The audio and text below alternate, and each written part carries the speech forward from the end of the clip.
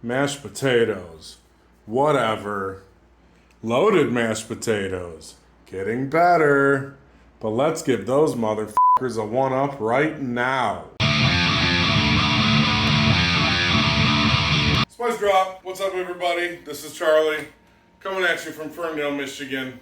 Today we are making some loaded mashed potatoes, but they're gonna be like a Tex-Mex style. So we're gonna have some spice in there. We're gonna put some chorizo instead of bacon, a couple other different things. So I'm excited to try it and see what happens, because I haven't looked at a single recipe for this. This was just a dream I had in my head. Put it on my fork, chewed it and burped it out. So first things first, we have the potatoes. I'm using these guys, these little Yukon Golds, because that's what I had. I'm using, about 12 of them? I would say if you're using larger potatoes, probably 3 or 4 potatoes would be good. And then you would also want to skin them if you don't like the skin. With these kind of potatoes, I like the skin in there. It kind of gives it a more texture to the mashed potatoes. If I was using russet potatoes, I would definitely skin those because that skin can get kind of tough, but you do you. We got the water boiling right now for these, so I'm gonna throw these in the water and then we'll get to everything we're going to mix in with these. Salt in the water, potatoes in the water.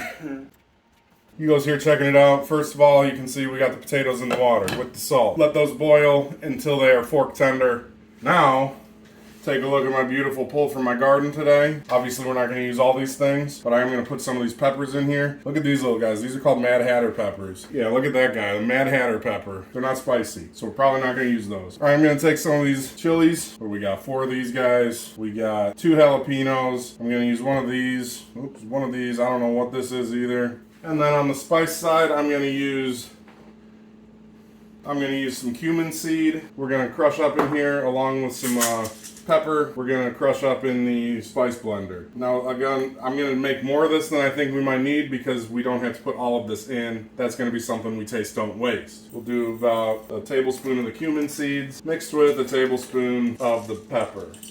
Maybe a tablespoon and a half of pepper.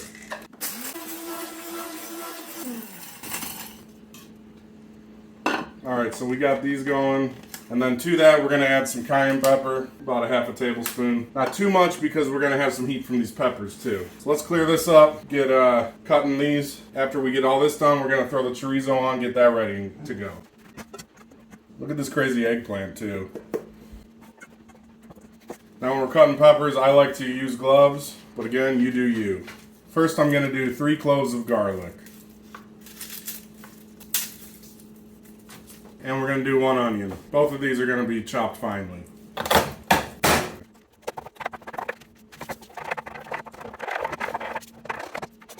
Alright, we got our finely chopped garlic. I'm going to cut 1 onion. Oh, these skins, man, they're even harder to deal with these gloves on. Probably should have thought ahead and put the gloves on later. Now we got 1 finely chopped onion going in the bowl. Now the peppers. I'm going to keep these in rings, and if you want them to be less spicy, take out those seeds. This one doesn't have many seeds in it at all. But these jalapenos will have some seeds in them. Put those in the bowl. Here's an actual jalapeno. The pulp in the middle, I'm going to take out in the bigger pieces because that will add bitterness. And with the other seeds in there, we're going to have plenty of heat. So again, pop that pulp out. Now these red chilies. Okay, we got the peppers, we got the onions, we got the garlic. That's ready to go. I'm going to clean this up. We're going to check the potatoes and see if they're ready. And then we'll put the chorizo on. Make sure to take the gloves off before you cook other stuff or before you touch your eyes. Potatoes still need some time, so I'm going to get a frying pan out. I got a pound of hot chorizo here. I'm going to use half of this. So I'm going to cook this chorizo, brown it up. Once these potatoes are done, I'll get them out of the water and put them in a colander, and we'll meet back up when everything's ready to be put together. All right, Spice Droppers, I took the potatoes out after about 20 minutes. They were fork tender. We got the chorizo. You can see while I was cooking it, I definitely broke it up into a ground meat. But this is about ready to take off now. Just trying to find any giant pieces I need to cut up. And You see all this stuff on the bottom. I don't know if you've ever cooked chorizo before, but it is very greasy. So I'm gonna put this on a plate with some paper towels to take some of that out while we mash the taters and get things going. Okay, so I'm gonna leave some for the top, turn that heat off, throw this on this paper towel, and you can already see that grease coming out. Look at that. Now I will say there is a lot of flavor in that grease too, but we're putting a bunch of spices and stuff too, which basically mimic spices that are in here. So that's gonna be okay. Now I'm gonna pat this down. We're gonna wait till this cools off a little bit more and really pat it down. But yeah, we don't want all that grease in the mashed potatoes. So I'll set this aside. We can start with the taters. I got some heavy whipping cream I'm putting in here. You could also use milk. We're gonna do 1/3 of a cup of that because I do have sour cream I'm putting in there too. I'm gonna say 1/3 cup of that too. Tasting, not wasting. We're gonna add the hot stuff to it, and then we can always add more sour cream to lower that heat if needed. So let's get mashing. Now you could also use a hand mixer, but I do kind of want this to be a thicker mash. So I'm choosing not to do that. Also, I don't own one. And now that we're here, I'm gonna add those spices, probably about half of what we made. Gonna add some salt, because that was not in our spice mixture. Half a tablespoon of salt. Get these jalapenos and everything in there. And keep some of that just in case.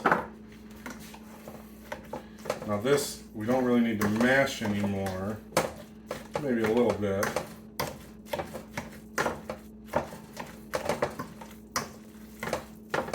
We're gonna take that chorizo, really get as much grease out of there as we can. Look at the bottom one. Like, yeah, that's a ton of grease. Move it around a little bit, get underneath, get in there, and then we can add that. In goes the chorizo. And I'm gonna take a big spoon and just, I'll use my big spoon. Fold this in. No labels being shown. Now we got cheddar cheese. We're gonna do a 1/3 cup of cheddar cheese. Cheddar jack I'm using, whatever. You can use any kind of cheese your heart desires. We're gonna fold that in, get that melted down. And those are pretty much done. What do we have to do now though? We gotta taste, not waste. It's pretty good. Pretty good. I'm gonna throw some more cream in there. I'll throw sour cream in there instead. Throw a little more sour cream in there. We'll dollop. Put the rest of this, well, put most of that in. I don't need all that onion. And I'm gonna throw the rest of this in there. A little more salt. See, it's a good thing we tasted, not wasted. Keep folding. Got a little kick to it. Again, add more sour cream if it's too much of a kick for you. I like stuff pretty spicy, so I'm okay with that. Those fresh peppers too, man. You can taste the sweetness in them as well as the heat. Spice droppers, we did it again. I'm gonna take some Valentina. This is the best Mexican hot sauce I've ever found. Also super cheap. I think this whole thing was like $2.99. So we're gonna just pour some of that on there. I have some on the plate too. Cheers, everyone. I could eat this whole thing right now. I could eat that whole thing right now. But I gotta let Adam try some too. Spice droppers. We're cooking everything in any season. Keep cooking. Plenty seasoning on the food when we're preparing it. And when it's finished, we're all sitting down and sharing it. Yeah.